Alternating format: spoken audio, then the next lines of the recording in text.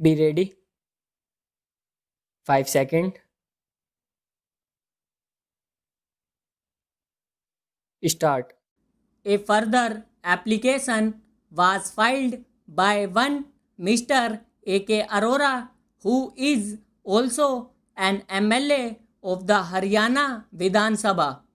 The prayer in all the said applications was for leave to intervene in the special leave petition filed by the Speaker of the Haryana Vidhan Sabha. The same were allowed by order dated 20th February 2012.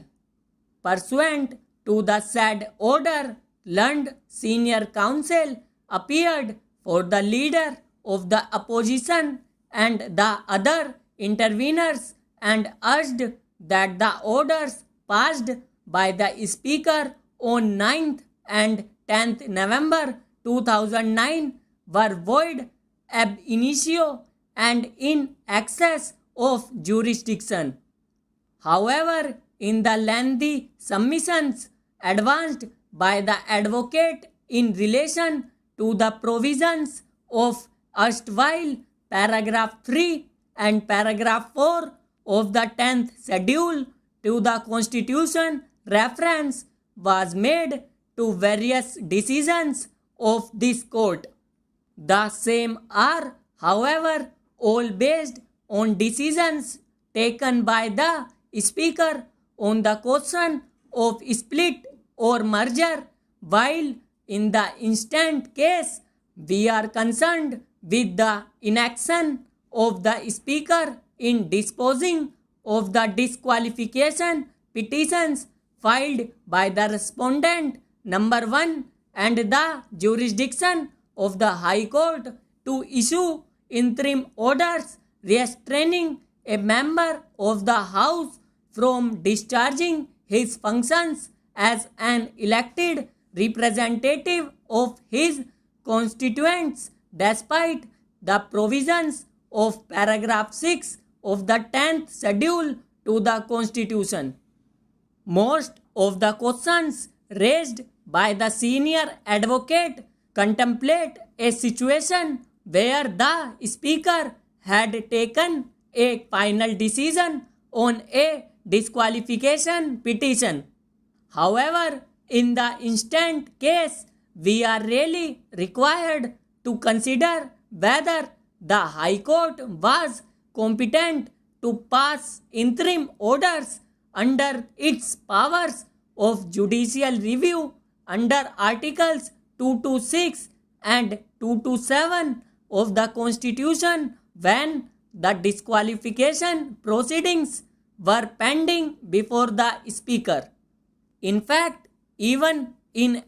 another case which has been referred to in extensively earlier by the scope of judicial review has been confined to violation of constitutional mandates, fraudulent non-compliance with rules of natural justice and perversity, but it was also very clearly indicated that having regard to the constitutional scheme in the 10th schedule, normally judicial review could not cover any stage prior to the making of the decision by the Speaker or the Chairman of the House, nor any other action was contemplated or permissible from the submissions made on behalf of the respective parties. Certain important issues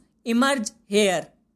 One of the said issues raised by the senior advocate concerns the competence of the High Court to assume jurisdiction under Order 41 Rule 33 CPC when disqualification petitions were pending before the Speaker and were yet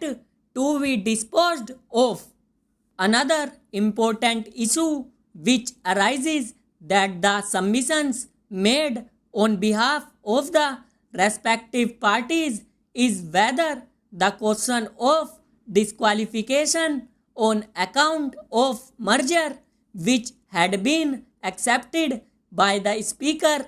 could have been entertained by the Speaker under paragraph 4 of the 10th schedule when such powers were vested exclusively in the 10th Speaker under paragraph 6 thereof.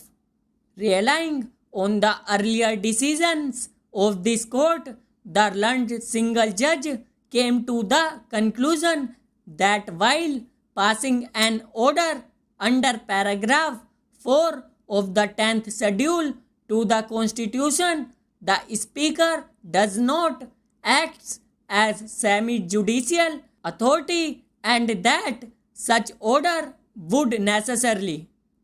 be subject to adjudication under paragraph 6.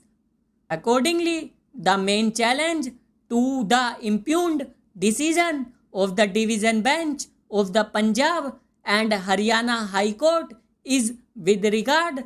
to the competence of the Speaker of the Assembly to decide the question of disqualification of the members of the Haryana Janhit Congress Party on their joining the Indian National Congress Party on the basis of the letters written by the 5 members of the former legislature party.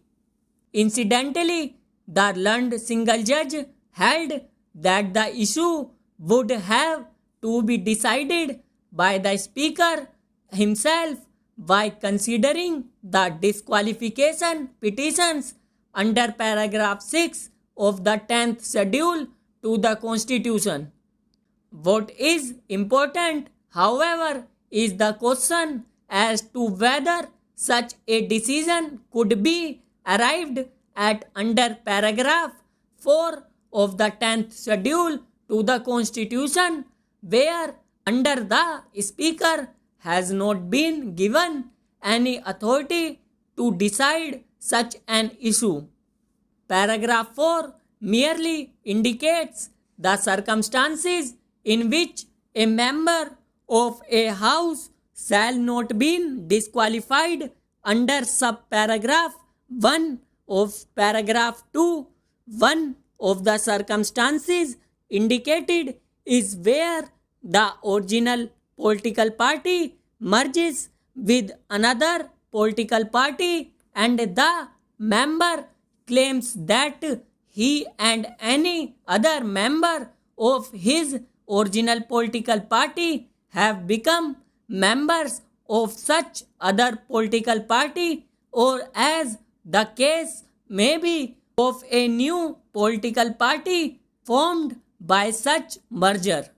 As stressed by the learned Solicitor General, for the purpose of subparagraph 1, the merger of the original political party of a member of the House shall be deemed to have taken place if and only if not less than 2/3 of the members of the legislature party concerned agreed to such merger.